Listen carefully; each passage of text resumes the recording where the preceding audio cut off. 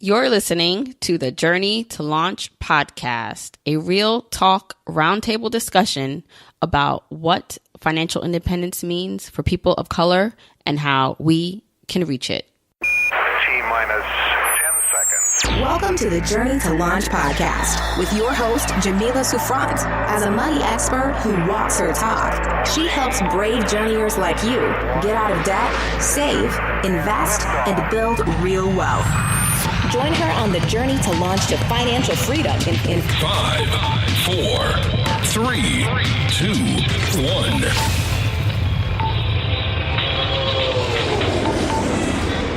Hey, journeyers. Welcome to an episode of the Journey to Launch podcast. This is episode 85, and it's an important one. Now, privilege, race, wealth gap, all those things are things that are important to talk about for people of color particularly, and everyone actually on the journey to financial independence. It affects everyone.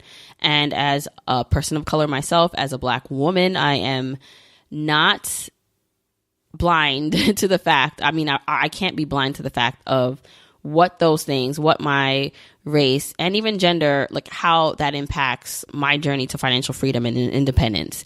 And so for me, it's really important to highlight important topics and things in which it can help us as a community, people of color, do better to reach our dreams, to reach financial independence. I mean, my goal is really to bring this to more people, to you, to my people. And that doesn't discount anyone else's journey. You know, obviously, if you listen to this podcast, you know that I learn and listen to everyone. I like talking to everyone. I can learn from anyone. And therefore, that's why my content is the way it is, because I'm just fascinated by other people's story. And so I can always find a relatable point with anyone, even if they don't look like me, even if their background is totally different. They could be a trust fund baby, but if I'm able to hear something in them that just inspires me, I can take that one point and run with it and apply it in my life. Hence the way my content is and why I draw inspiration from everywhere.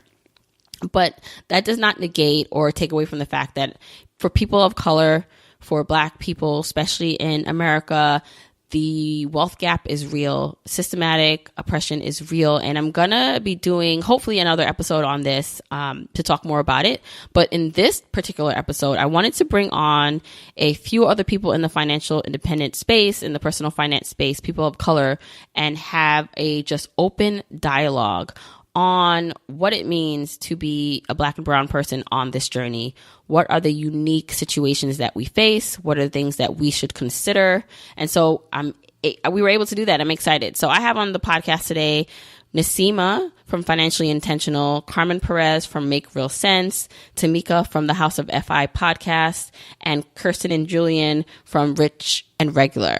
Now, a few of them have been on the podcast already, so you've heard them before, but they're going to come back and we're all talking. We're all doing just a real talk discussion about our particular journeys, what caused us to join the personal finance / financial independence space. We're going to talk a bit about privilege. So yep, we're going to go there. We're going to talk about the main privilege that many of us know of. Yes, white privilege, white male privilege, but we're also going to talk about our own separate privileges as people in this space and who have been able to accomplish what we have. And, you know, my goal for this episode is to open dialogue, right? We all have our different perspectives and journeys. No one is the same. We all have unique starting points. We all have different tools in our toolbox. And so my goal here is just to have an open conversation, and you're going to hear that. And I really hope that it can be of an inspiration to you. I really hope that it helps you further along your journey. So if you want any of the episode show notes, you can go to journeytolaunch.com/episode 85. There you'll be able to just see any other things we talked about in terms of links. Also, I'd love to hear what you think on social media. I'm Journey to Launch, at Journey to Launch on Instagram, Twitter, and Facebook. So at me, let me know you're listening to the episode. Let me know what you took away from it. Did a particular point strike a chord? Did you disagree with something? Let me know. We want to hear from you. Also, this episode is brought to you by the Journeyer Launch Club. The Launch Club is my membership community for journeyers who want to take their learning and their experience of financial independence to the next level. So if you are looking for extended resources beyond the podcast, and so if you need more resources around how to reach financial independence, go to journeytolaunch.com/launch club for more information. All right, let's hop into this conversation.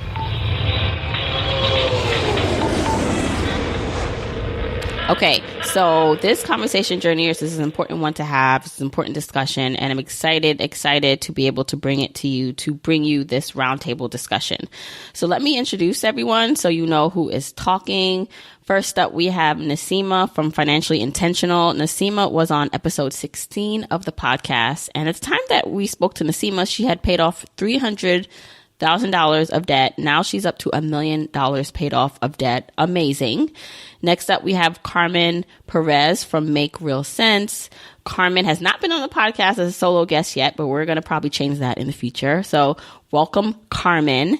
Next up, we have Timika from the House of FI podcast. She co-hosts that with Wendy, and she was on episode 30 of the podcast, and she talked about her 6-figure side hustle, her Lights Clinic, and just in general, her journey to financial independence. She also blogs over at The Reluctant Frugalist. Then last but not least, we have Kiersten and Julien from Rich and Regular, and they were on episode 43 where they discuss how they are on their journey to reach financial independence. So welcome everyone. Let's hop right into the discussion. What it do? Hey. Okay, so I don't know about you guys, but when I first stumbled into personal finance and specifically financial independence, this whole thing, I had no clue about it. And I didn't see many people who looked like me doing it. You know, there were a couple stories here and there, but I just didn't feel like that connected to many of them. Now, I learned from different types of people, and I love listening to different types of people. And on this podcast, I interview different types of people, but I really saw a lack of myself in the narrative and in the story. And so I wanted to change that. I wanted to interject more voices of color. I wanted to interject my story into this movement. Now, when I think about like that, it's kind of clear why I started, but I just want to hear from you just how you came to financial independence, how you came to want to share your story. So Timika, you can go first into what led you into this. I also remember when I got into the space, and it was very dominated by white male. I listened to white male speakers. And the thing that brought me into their podcast, like Joshua Sheets or Choose FI, was that they seemed to have a lot of the same issues that I was having at the time. And that was something that I could relate to. But in being in the space and actually convincing my friends, convincing my family to join the space, it was a much bigger and uphill battle. And so that's when I started to notice that there was a lack of diversity in the messaging and in the people that were already in that space, or at least I hadn't found them yet. And I think it's important to let people know that we're here and that we do want to support them in ways, and we do want them to relate and then make the decisions that best suit their families and their lifestyles. Okay. And Rich and Regular, how about you guys? I mean, I think the same thing that Timika said, it was missing. And when we did see all the niches within FIRE, there were people who were proud to be doctors and people who were proud to be frugal and, you know, eating out of dumpsters, and people who were proud to be engineers, and we're proud to be Black. And so we wanted to make sure that that was central to our message. It really wasn't coming from a place of, you know, saviorship. That's not even a word, but it is today. We just felt like that's something that we're proud of, and to talk about our journey without mentioning the context of how different it is as Black people would be disingenuous. We just really wanted to be at the forefront of our message.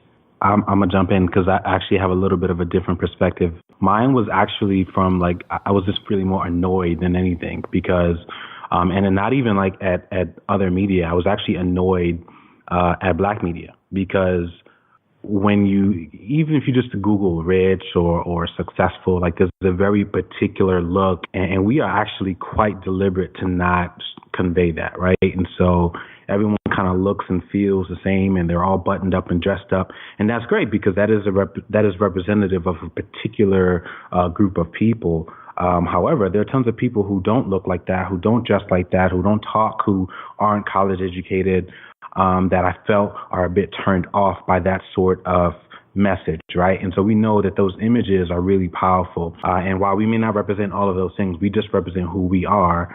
We wanted to be really clear that hey, you don't have to look like that or talk like that or be from this school or any of those other things. It doesn't matter. You can pursue this lifestyle so long as you're willing to do the work. Right. Love that. Naseema, what about you? I felt like I wanted to document my journey. I didn't want to have to repeat myself over and over. I wanted to share my journey, but without having to repeat myself over and over. So initially, my audience was, Black millennial females who just happen to have kids because that's who my friends are. And I was just like, I just know how impactful these messages and these things that I'm learning are. I know how impactful it is to have financial freedom, the options that it gives you. And so I wanted that for all my friends. And then it kind of just expanded from there. And I know that if they would have heard Dave Ramsey say it, it wouldn't have resonated with them the same way. So, I like to put my little twist on things, even though the message is the same. It really depends on the messenger, how people perceive the message. And you kind of have to be relatable. I'm not relatable in all ways to everybody, but I know that there's a group of people just like me that needed to hear it, and they needed to hear it from me. So I feel like it would have been a disservice if I didn't share my story. Mm-hmm. And Carmen, for you, you're not, and you can clarify where you stand in this FI movement. Because honestly, I feel as though like you don't have to be FI focused to want to listen to any of our stuff or read our stuff, because at the end of the day, we're all just trying to build wealth for ourselves, for our family, for future generations. And so if you're on the path of FI intentionally to do that, that's fine. But Carmen, for you, I remember like you had this whole Instagram story about the wealth gap, and you were going in sharing that content. So talk about for you why that was so important and why you were so passionate about sharing that. Yeah, so I kind of stumbled in, and I won't say that I'm like a FIRE person per se, but definitely a supporter of financial independence. And if that will be achievable for me, that'll be something that I will aim to do as I pivot from paying off a ton of debt to now going into this new space of saving and trying to see what that future looks like. And when talking about, the wealth gap and how it relates to people of color, the reason why I was so passionate about it, it's because we were asked essentially we were asked to speak on a panel about, ideas and ways to kind of bridge that gap. And I think that I got so passionate about it because of the nature of the industry that I'm in. I work at a private firm where I am one of maybe at most 10 people of color on our floor and even a smaller community within the entire company. So the representation is not there, and you don't see it at a lot of levels. And to Naseema's point, the way that I kind of started sharing my message, I fell into it. I wanted to be that example, lead by example for my friends, but not only my friends, but also people of color, where I didn't know that there were other people in this space doing the same thing and trying to get the same message out to the community just in a different way. And however, like you said, Naseema, it all depends on the messenger. So. Right. And so I think one of the biggest things, like you're talking about, like the wealth gap for us as people of color, is that so many people who do get drawn to this idea of reaching financial independence and getting out of debt, they're starting from disadvantaged backgrounds. They're starting with a lot of debt. And so maybe this concept of FI like seems great, but not realistic.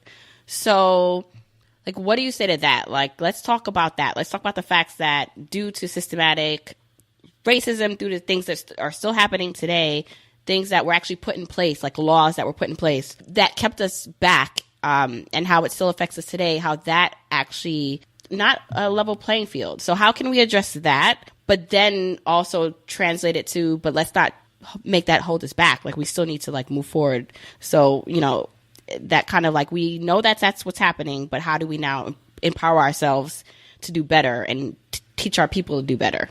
So, Timika, you can take that.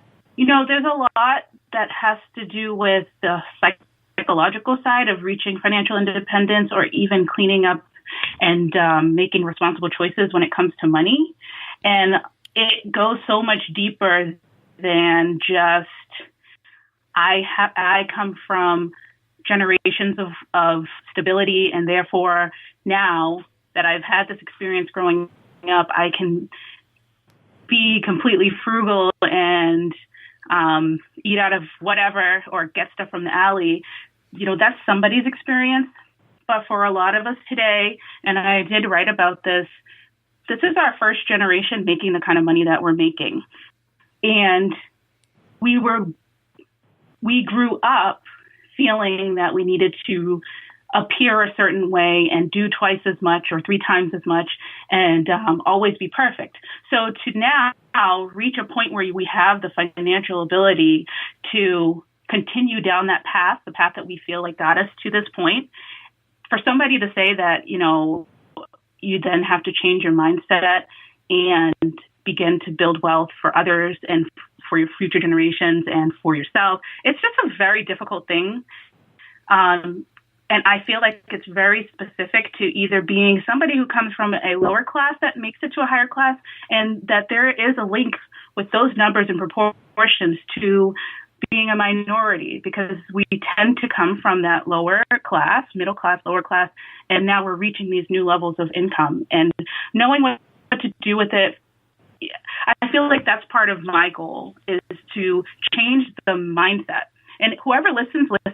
I speak directly to Black people. I speak to whoever is going to support me. But I just feel like the issues that we face specifically, just go so much deeper than issues that other groups face.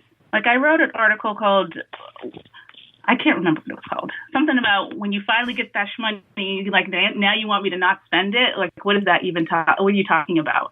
But that's really the hump that you have to get over. And so I feel like it's our job to make those connections and change those mindsets for people that are following, or they're right along. Some of them make more than me, so they're right along with us, but the mindset is the goal. Naseema, you can go ahead. So I think that a lot of us, like Timika said, it's like our first generation making money. We were pushed from very young to be successful by any means necessary, but we weren't necessarily taught, okay, now once you make it, what you're supposed to do with that, or on that pathway to getting where you need to go, you shouldn't be taking out student loans. You should be investing early. We weren't taught those things. These are things that we kind of had to learn on our own and discover on our own. And I don't think that should be how it is, but systematically, or systemically, that's kind of how it's been for our generation. Like, and I just look back, like my grandfather, he was like the first in his family to actually like own a house. His deed said no Blacks or Orientals on it. You know what I'm saying? And he just broke that barrier. Then, he raised my father, but my father was like on some Panther stuff. And, he was like a revolutionary, and so money wasn't the thing for him. So growing up, I'm the first generation that actually pursued the highest level of education that I did, the higher level of education. I mean, I have people in my family that are educated, but not as highly educated, and the first person to make this amount of money. So people thought, regardless of, how much was in my bank account, that I made it. So I personified that person that already knew what they was doing with money because I made a lot of money. But it didn't mean anything. I mean, looking back, it doesn't mean anything to make a lot of money. It's what you do with the money. And so that's the standpoint that we're coming from. And there's a lot of people out here that earn really, really good salaries, but they've just never been taught what to do with it.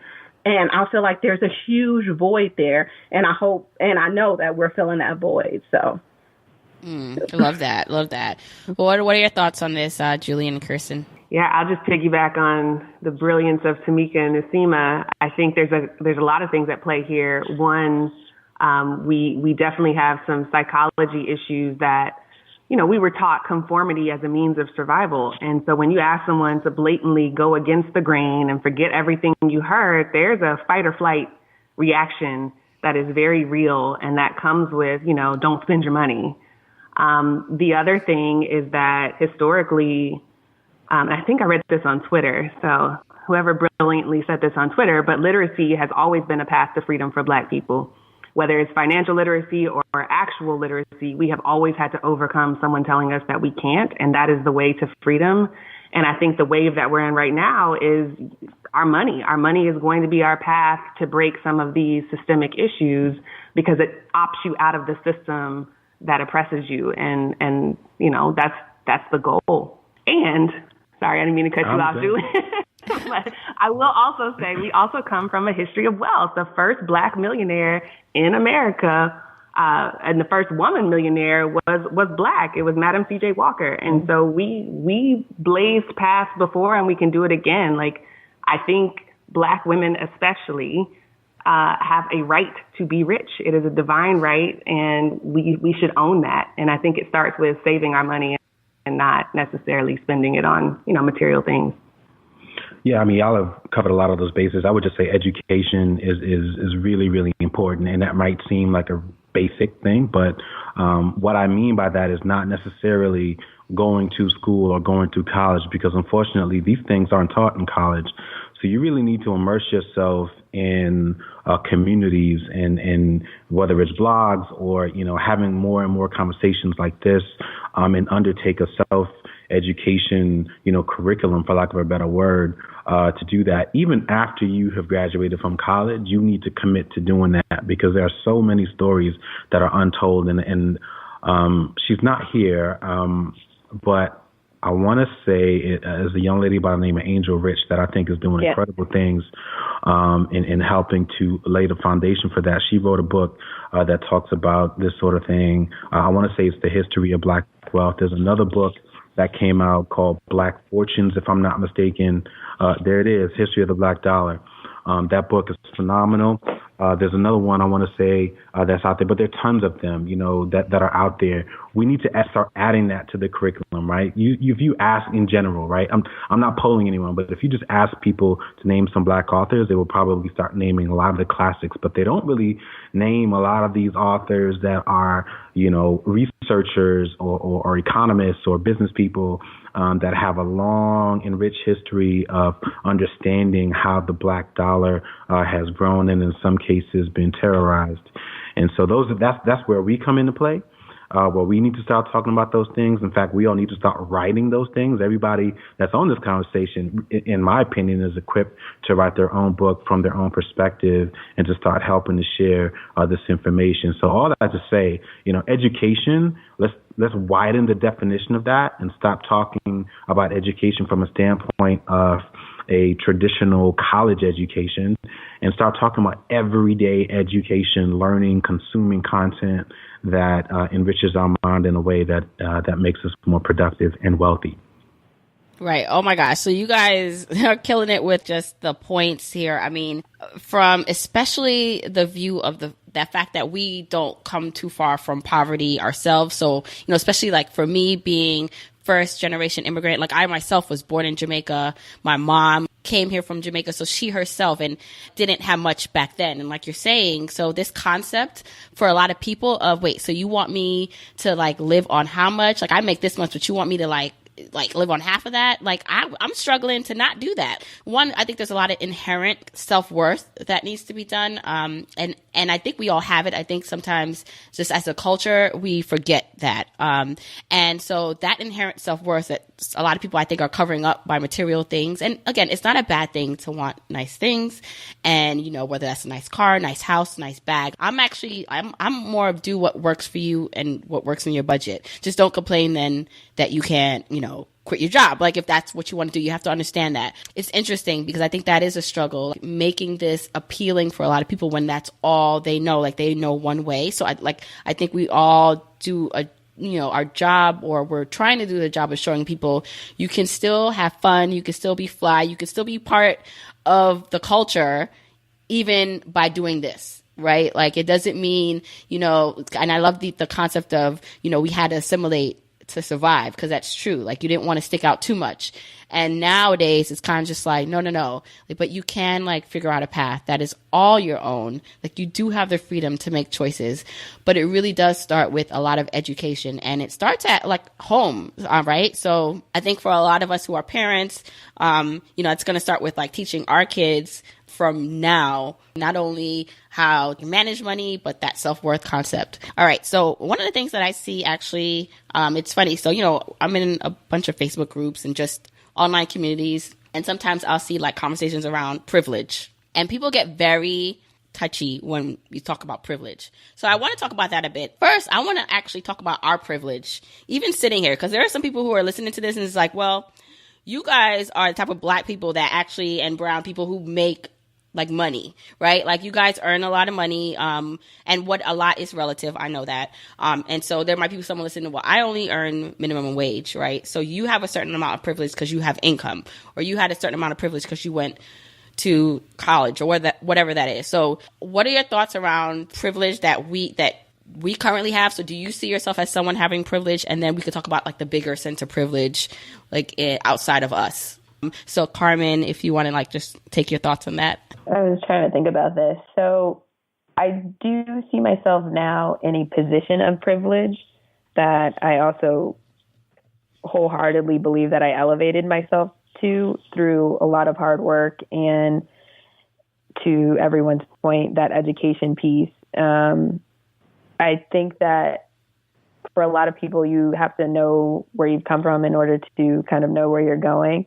And I do think for me, history and education and all of that is extremely important, because those are the things that get me angry and make me want to succeed that much more, to prove a point that, for lack of a better word, like, regardless of what the statistics say or what history has written, I want to change that narrative through what I can control and what I'm doing. And so I do think now that where I'm at, I am in a position of privilege to an extent, because I am still surrounded in my current position by a lot of white males. And even my interaction, even as a person of color that is also a woman, that's even that's a whole nother thing to discuss there. But I do feel like I am in a position of privilege because of the education that I received and paid for, and for, busting my butt in college to get the internships that I got in order to get to the position that I'm at. I could have easily just been chilling all summer and not putting in the hours and trying to change my own narrative. I went through minority internship groups like Inroads. I know there was a group up here, SEO, that I got rejected from. But just going through those roads and trying to find those avenues and things and outlets that would help me, get me to the position that I'm in, to be in a position of privilege to help others, and not in a sense of, to hand out money, just to recognize my privilege, and a privilege that, now I've now catapulted myself to, because the color of my skin definitely didn't get me here. Right. Naseema, I know you had like you were on like Instagram and Facebook. You had like a couple like people, like it was like a conversation you were having with people about privilege itself. So can you discuss like your position on privilege itself and how you feel about your own privilege, if you feel you have it, if not, like. I'll start by saying that having that conversation definitely shifted my perspective a little bit. However, I feel like a lot of times people use privilege as an excuse. And I don't know, I'm just not an excuse maker. I'm just not about that life. And so that's when I kind of get heated. Like, don't make it seem like I was handed these things. Mm-hmm. Like, you don't know how much I struggled. Yes, I went to the best universities, but you don't know. Every time I walked around campus, people will walk up to me and say, so what sport do you play? And I had to battle those things. I've had to battle not being accepted into certain programs, but still pursuing. I had to battle not getting certain jobs in my career for soft skills.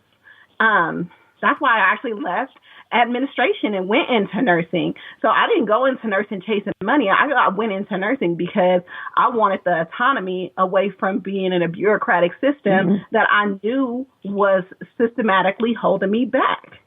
And then, and even in nursing school, a lot of people don't know, and I don't share this often, is that I was held back a year because my teacher wouldn't dumb down her class for me. So I've been through the struggle, okay? But the difference between me and that person that thinks I'm privileged is that I didn't give up. So when people talk to me about privilege, I do get a little hot about it because I'm like, you don't know how hard I had to fight. But at the end of the day, I'm in rooms like this. I'm meeting with people who a lot of people don't have access to. I have been able to explore the world. I've been able to make the amount of money because of what I did. So I guess I am privileged in that sense because, like that quote said, it's not about what you went through, it's about what you didn't have to go through, right? Something like that, along those lines.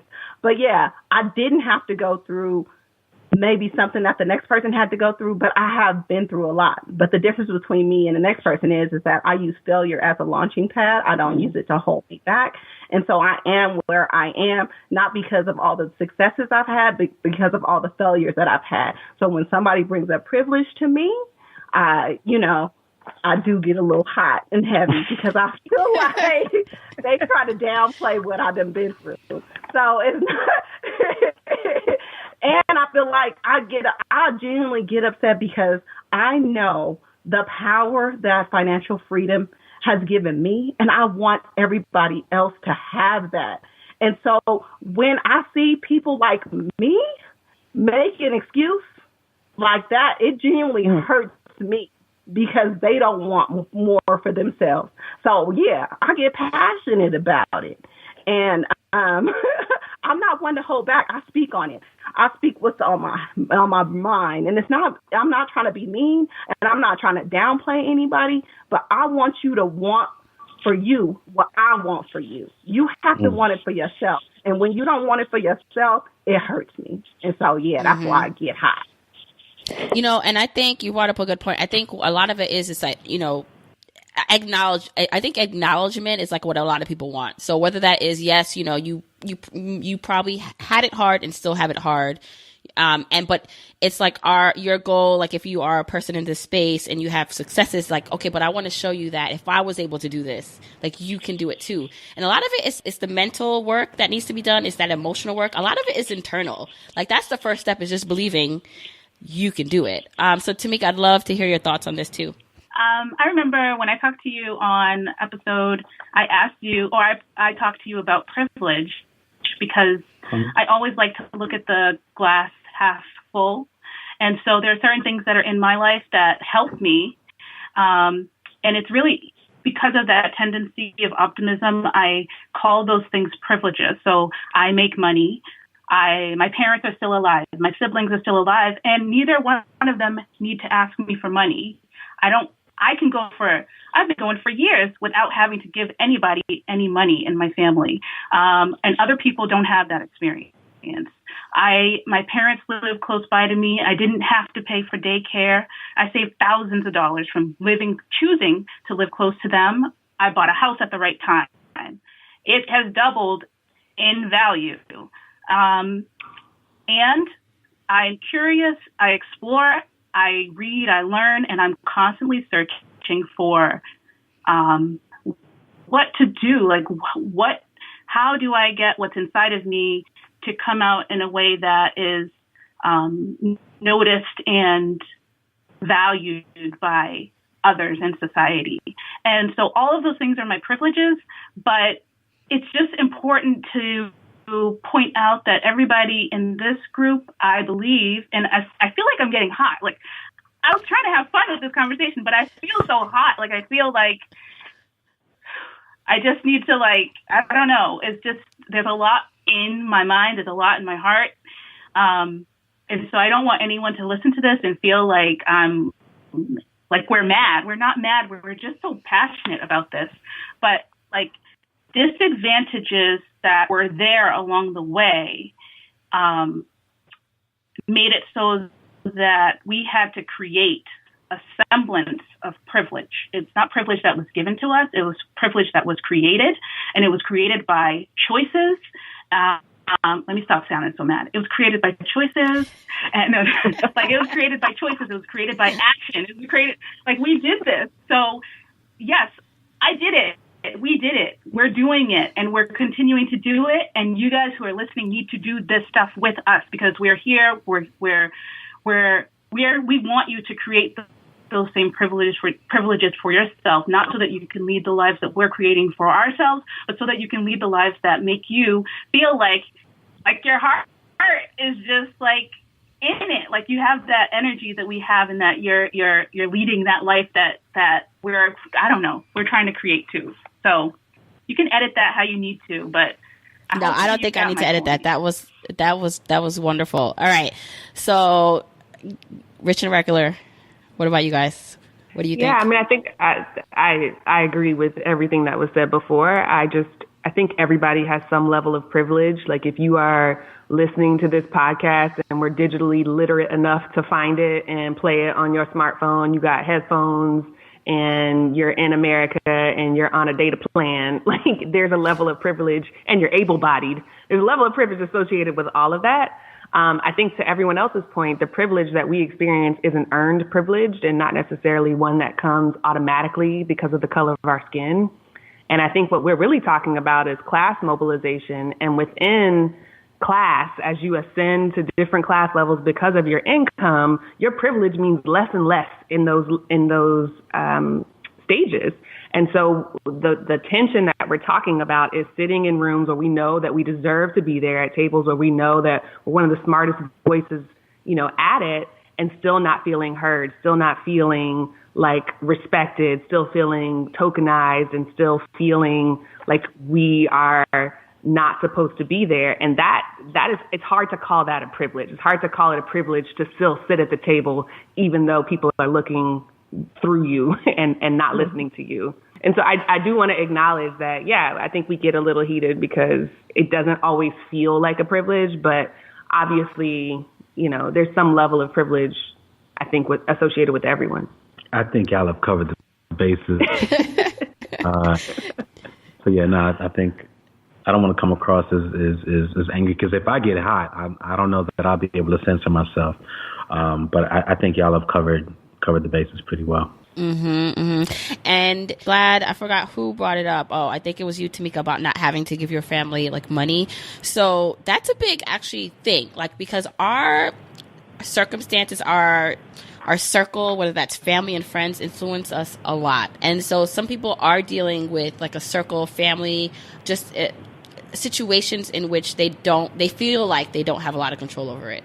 And, they're in a place where they feel responsible for family members. And some of that is just, that's kind of what you do. Some of this is cultural, where you are supposed to look out for your mom and grandmom, and especially if you have family members overseas, back home, that, you're supposed to help in certain areas. So that's the expectation. So let's talk about that, because if you're coming from a place where generationally you have not had a lot, then not only are you having to look out for your own retirement. So let's not even talk about trying to retire early. But first of all, you're just trying to retire, even if you can. But then you have your mom, grandmom, and other people who are not set up to retire at all. And so you have to help them too, which also then creates this kind of just starting block that's just broken. So let's talk a little bit about that. Carmen, what are your thoughts on just that process, that side of things, helping family and friends?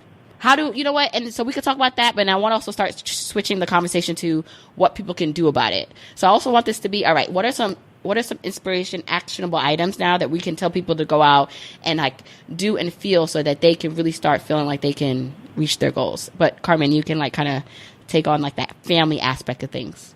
I think the family aspect, sometimes I think, especially in the Black community, the Hispanic community, you do feel a large sense of responsibility to take care of your family and stick together, because at the end of the day, family is all you have, type deal.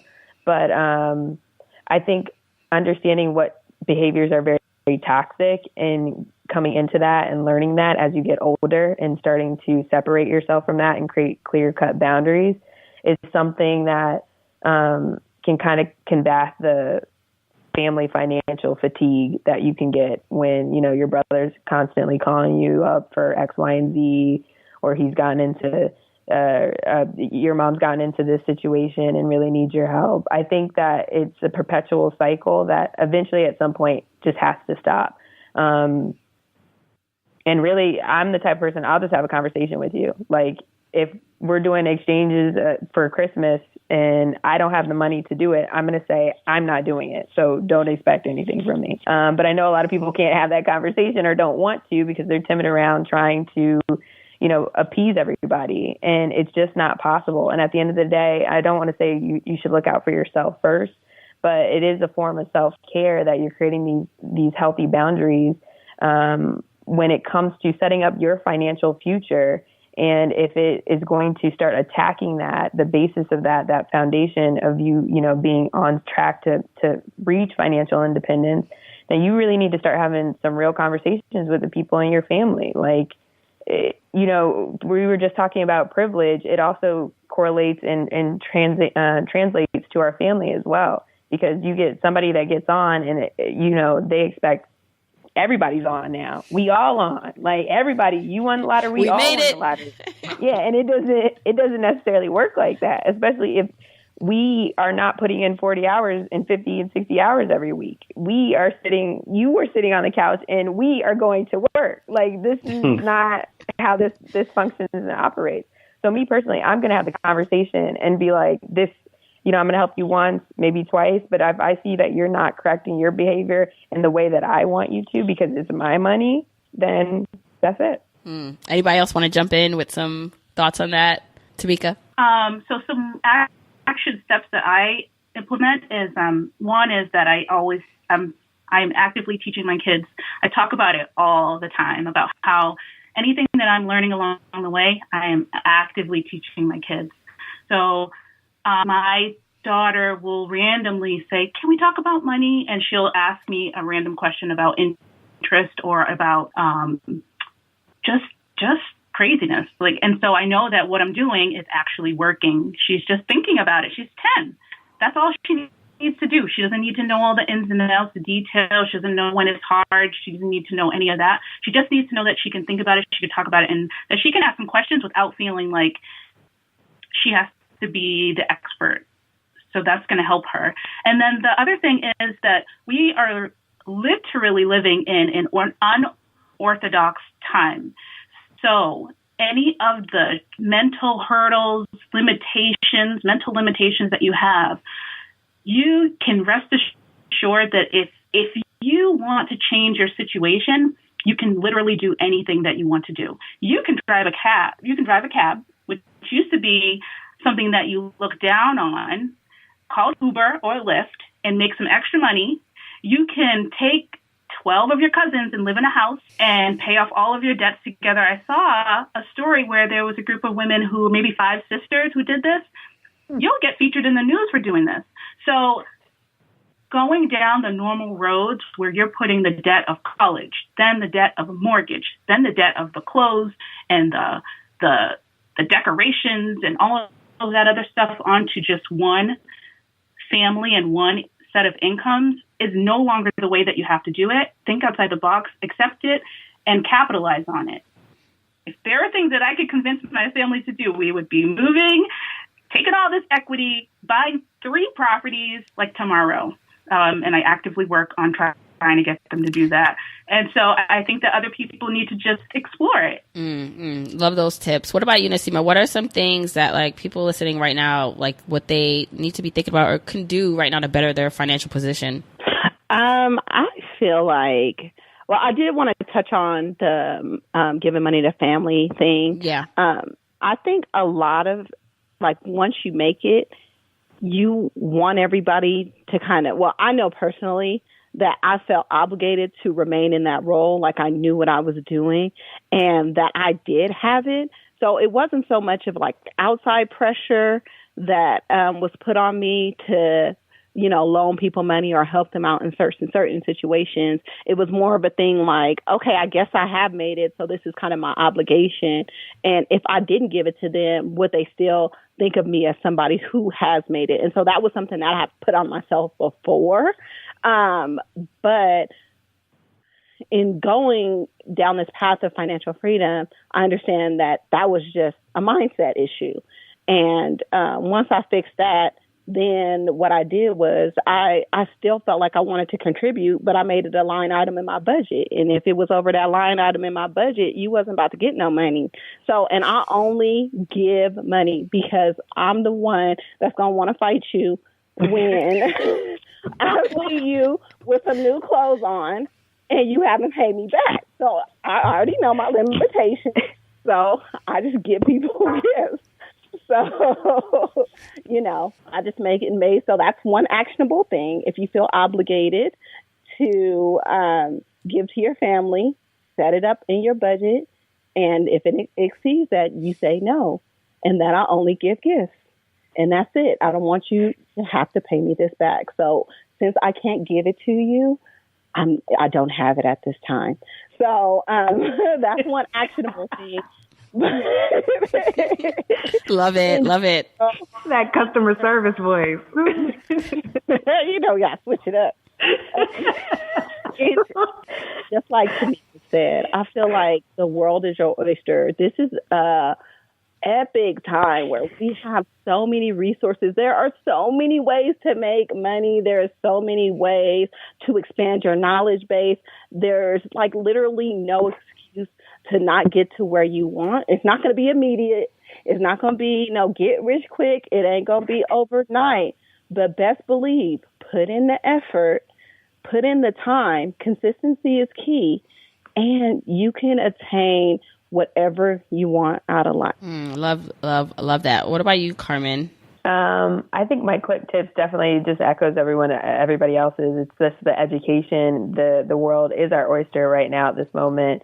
And we have so many resources at our fingertips, literally, if you have an iPhone and Android, not one of those old school Nokias, but an actual smartphone. If you are in this time and don't have a jitterbug, then chances are 78% of Americans have smartphones. So you have more technology at your fingertips than we have ever had before. And it's almost becoming an extension of our knowledge base. We store all of our photos there. If we don't know an answer, we go and look it up on Google. I think that's becoming more and more of a habit thing now for a lot of people. If we don't know a calculation, we just compute it. So there's really no excuse not to kind of take advantage of all of the abundance that's currently in front of us and turn it into something that we can leave a legacy with, whether that be, financially or even just through our education and the things that we're putting out there and advancing for, not only people of color, but just our society in general. And I guess my biggest tip would just be to dig into the numbers and to really understand again where you came from and where you're going. And I think in order to know that, you kind of, once you dig into the history of people of color, it kind of enrages you.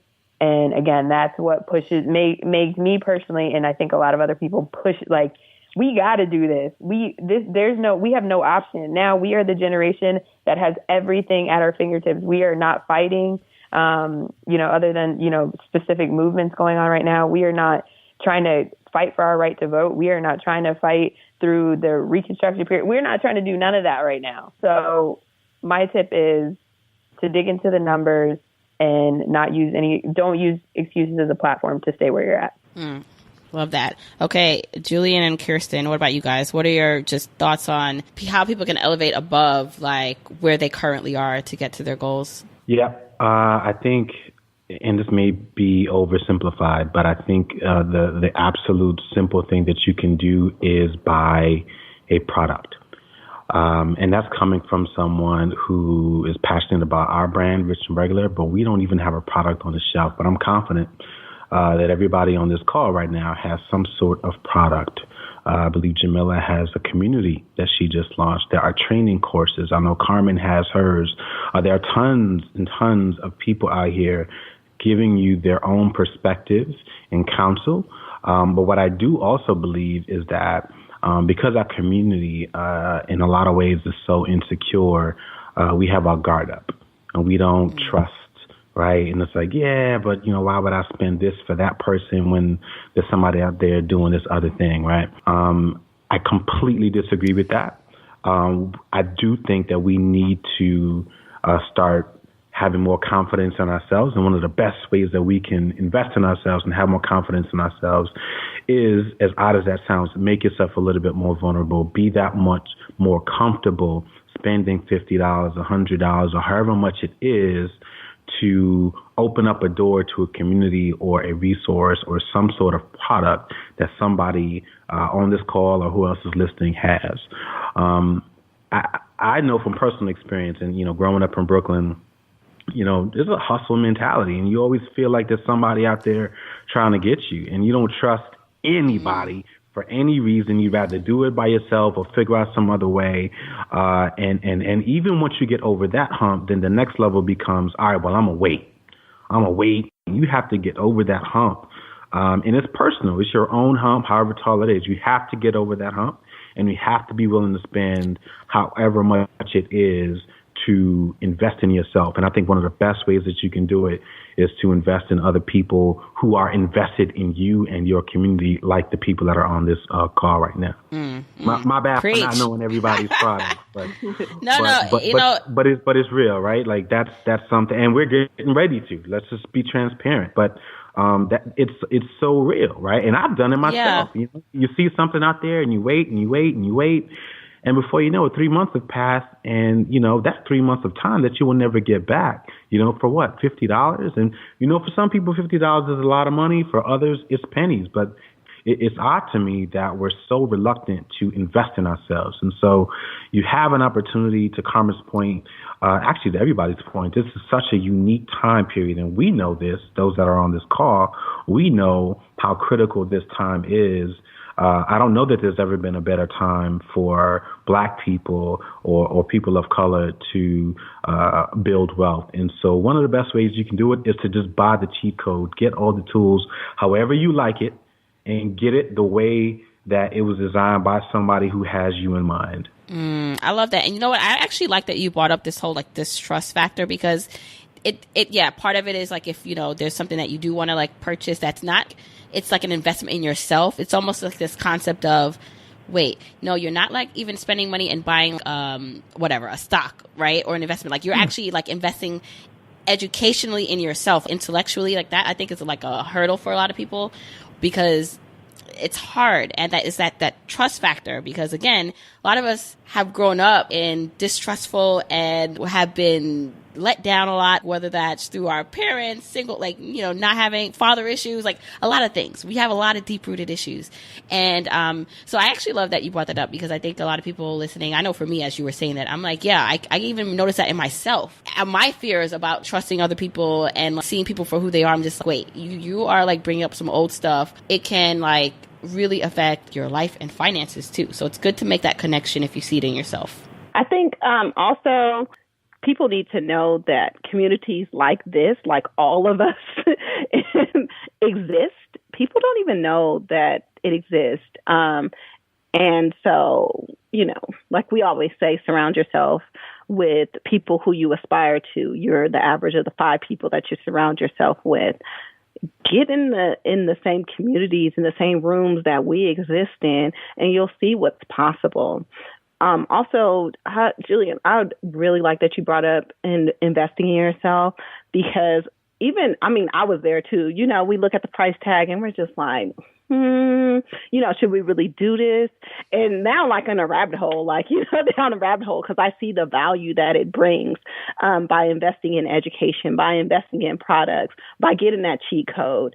And it also exposes you to another level of people, of experiences that you never knew existed. And that's another reason why I'm so passionate, is because we need to be in these rooms. I'm tired of being the only person or one of 2 or 3 in these rooms.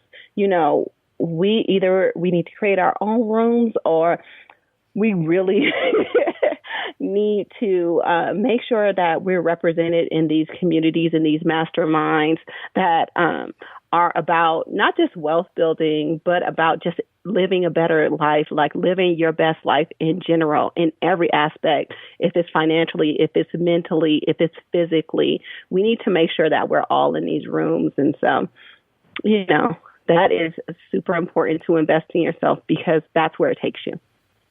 Right. Okay. So honestly, I could talk to you guys forever. So what I want to do now is I want to wrap up, and I want each and everyone to go around, like, tell people where they can find you. So because this is going to be one of the things where, like, let's direct people to the resources that we have. And also, like, one last, like, parting thought, word, advice, encouragement for someone just listening to this who wants to hear, like, your perspective. So, Carmen, you can go first. All right. So you guys can find me at, my handle on everything is Make Real Sense. Sense as in like change, coins, whatever you want to call it. I have free budget sheets on my website, something that you don't even have to purchase. I feel like sometimes you can't give a free product away, even though I put my heart and soul into everything I do. This same amount of time and effort goes into everything that I put out. So if you get the free one, you pay for something, it doesn't matter. You're going to get a quality product. Just use it. That's all I ask. And my parting words, this is a quote that I like to leave with everybody. It's not my own quote, but I think it's something that can never be said enough. You are always one decision away from a totally different life. Take the information that you've gotten from this podcast, from this episode, and go act and use it. Love that. Okay, Timika, what about you? So I can be found at thereluctantfrugalist.com. I just talk about trying to be a frugal person when I wasn't really born as a frugal person, and some of the obstacles to that. So I've had to enlist a couple of friends who are more frugal, and they also write there too now. I have a naturally frugalist person, and then one who is frugal by circumstance. She actually recently filed for bankruptcy and has gone through that process, and so now she has to be frugal. And then the House of Five podcast, where we interview people on the journey to financial independence, starting from all levels. We definitely try to get a mixed group. It's not just going to be one race or another, and people with families, people without families, people doing crazy things like our last person writes romance novels and makes money now that the book is released every month. So, and my words of advice are to take some time and listen to the passion that we have today and take it for what it truly is, which is that we really do care about our people, and sharing what we're learning with you so that you can make the best of your own lives. So take your time, figure out, who speaks to you, what speaks to you, what you want to do. And then we will, if we're not the resource for you, we will lead you. I will lead you to Jamila and Naseema. Now I'll lead you to Carmen. I'm going to lead you to Rich and Regular. So that's what we're here for. And you can find the thing that is right for you. Just keep trying, keep moving, keep taking action. Naseema, what about you? All right. So you can find me at financiallyintentional.com, on social media as Financially Intentional. Join my Facebook group. Just search group for Financially Intentional.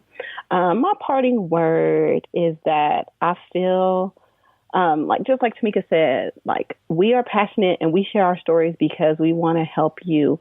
We see the power in financial independence and what it can do for us, but we're nothing without you, because collectively our powers are so much stronger. It's like compound interest. And so I feel like it's our way to make the changes in society that we want to see and really impact the issues that impact us. And that's financial freedom is just one of the components to get to that place. So, yeah, I would just say there's a lot of people in this community here for you. We all have different flavors and styles. You might not jive with everybody, but you can jive with somebody. And also, don't keep this to yourself. Share this with someone else. You don't have to know anything. You just have to be a millimeter ahead of the next person to help them. So make sure you're getting this message out to other people. Make sure that you're in Facebook groups or in listening to podcasts or reading books that you can share with people, because, like I said, collectively we can do so much more. And last but not least, Rich and Regular. All right. We are in Atlanta if you're ever in the area, but online you can find us at richandregular.com, and all of our social media handles are also Rich and Regular.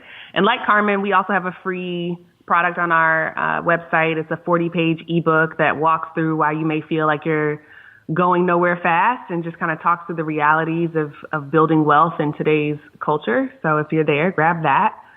Our one piece of advice would be get rich, stay regular. So this is something that we kind of hype each other up with, because there's nothing wrong with Black excellence. Don't get me wrong. There's nothing wrong with Black excellence, but exceptionalism is not the gatekeeper for wealth. You can get rich and still maintain your regular self. You don't have to wear a suit every day. Your hair doesn't have to be combed. Your scalp ain't got to be greased. You can just be your regular self, and that's totally fine. So yeah, reach out to us. Again, if you are in Atlanta, we'd love to meet you. And thanks for listening. Wow, you guys are amazing. And, you know, for me, I just want to say that seriously, like, this was such a wealth of inspiration and knowledge for me, right? Like, as you guys were talking, I'm nodding my head. I'm like, yes, like, I'm feeling this. So I really hope that journeyers listening, hopefully new listeners listening, really felt that too. I will link all the show, like, so everything that everyone mentioned, I will link in the show notes for people to find. And I just want to thank you guys one last time for coming on, sharing your perspectives, sharing your truth, your story, and I appreciate you. Thank you.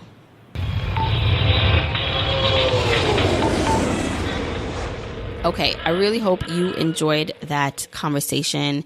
We really were passionate, and I think you heard that in our conversation. And look, you're not going to probably jive with everything that someone said, but what we do hope is that you took one thing you can use as fuel for your journey, one thing you can take away and apply to your life. And so if you want any of the episode show notes, you can go to journeytolaunch.com/episode 85. You can grab any of the things that we talked about in links in the episode show notes. Also, I'd love to hear what you thought of this. Even if, you know, you disagree with something or you want to add to the conversation, let's talk about it. Let's deepen the conversation. You can go to Twitter, Instagram, Facebook. I'm at Journey to Launch. At me there. Let me know what you thought of this. Screenshot it. Share it on your social media. Send it to a friend or family member who needs to hear this. You can do that by sending them to journeytolaunch.com/episode 85. And then they'll be able to see how they can listen to it.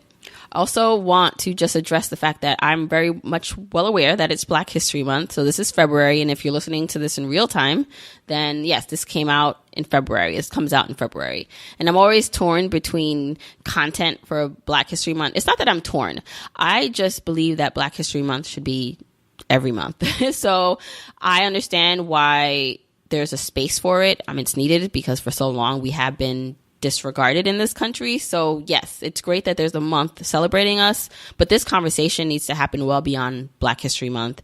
And, you know, because of my platform, because of this platform, I am going to be talking about these issues more. And while we didn't address necessarily the systematic oppression or the wealth gap and, you know, the validity of it, not that we need to validate it, this was more of a conversation on our unique experiences. I definitely do want to touch more upon what we can do, because a lot of what we talked about was taking self-responsibility, right? What can we do in our own lives to further ourselves? And then I realized, though, that there are some things we cannot control outside of our zone, right, of control. And what do we do about that? How do we help the system? And this is for everyone. It's not just people of color that need to do this. This is an everyone problem in terms of making sure we are in an inclusive environment where we are allowing all races to flourish, and especially people who have been oppressed.